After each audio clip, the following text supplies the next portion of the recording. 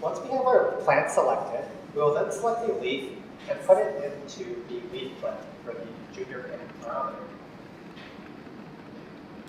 Once our fiber optic is in place, we will then take a Sharpie and circle around the base of the fiber optic. This ensures us to measure the exact same position for the future measurements. For the Junior PAM software, we will open up WinControl. That is found in Course Applications. Scroll down, and we want to open up Teaching Edition.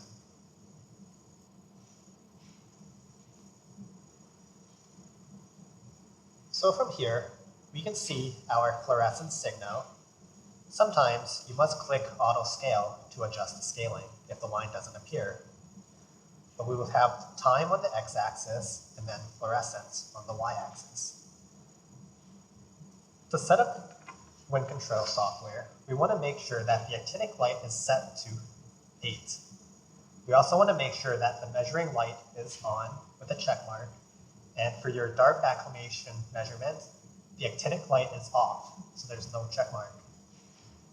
After waiting a few seconds and that your fluorescence signal is stable, we can then measure our dark acclimated plant by pressing FO/FM.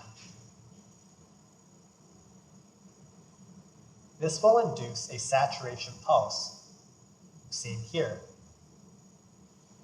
Values will update on the right side of the software. We will need to manually record FO and FM. After taking our dark acclimated measurements, we will then take the plant out and put it under the light source.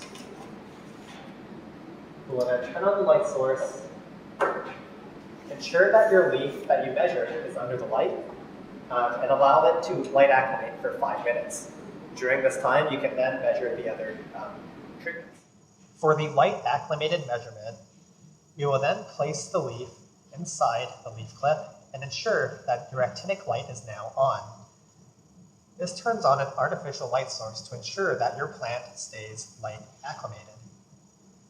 After waiting 10 to 30 seconds and ensuring that you have a stable fluorescence signal, we can then click Saturation.